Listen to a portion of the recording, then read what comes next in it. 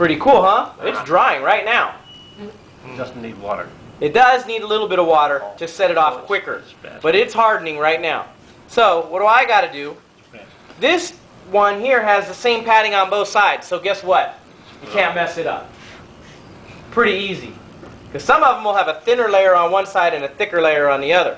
Be careful of that. So all I do for this one, and this is real tacky stuff, I come down, I make my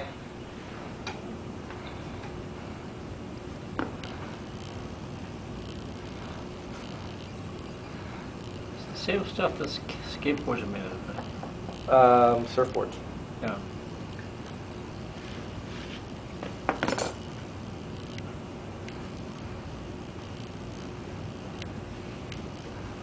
And I will also make sure I keep enough padding.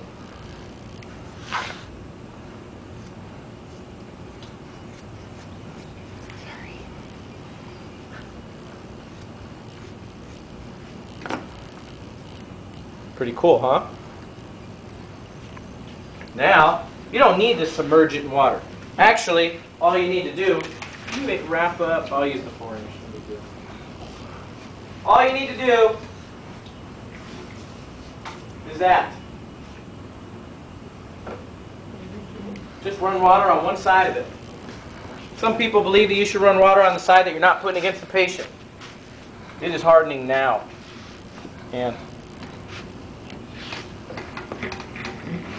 it's a little short on you. Pretty close. How I measure this is I put your arm at 45 degrees.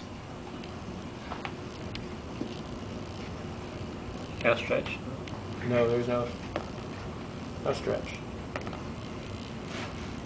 What are the kinds of mistakes that you would like take it off and start over again if it was really a patient of yours? That's a very good question. I find that everything that I've told you so far, these are the basics. The parameters aren't right. I have wrinkles. I have no problem. Been doing this a long time, and I am very quick to take off my own work and start over. It doesn't happen very often, but it does happen. Probably say maybe 2 or 3 times a year I do it. And it's always on splints more than anything else because of the wrinkle factor. Again, same position. Slightly pronated. This stuff here is a lot easier to work wrinkles out. Why? Why would you think that is? The arrows are taken out of it. Huh? The arrows are taken out of it. No, fiberglass is harder. It takes a little bit. You can tell when it's starting to dry. It's a little bit easier than you can with plaster. Well, I'm going to tell you this right now. A lot of it has to do with the fact of the company who makes the fiberglass. Some fiberglasses are more moldable than others, and some are more rigid than others, so it really kind of depends. I think fiberglass works fairly well for removable splints. I think that's the way to go. I really do. Because to do a plaster one, they just don't work out very well. They break. They're just not very rigid.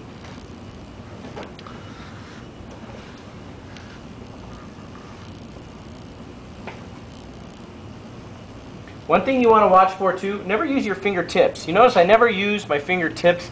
If I'm using them and distributing the weight, or not the weight, but the pressure.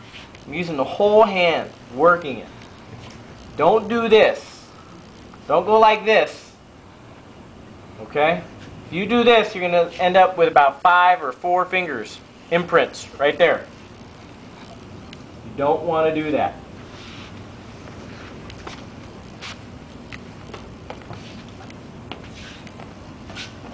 Now see, he can go home, take a shower, take this off, put it back on, wrap it back up. It's good to go. Now see, he can also supinate and pronate this. Doesn't matter. So why does it, how can I tell whether it was put on in supination or pronation? When you come up to me, how can I tell?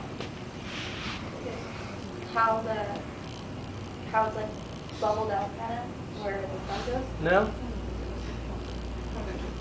I will tell you with your ace wrap on, when you first bring it up to me, I will tell you if that was done in supination or pronation.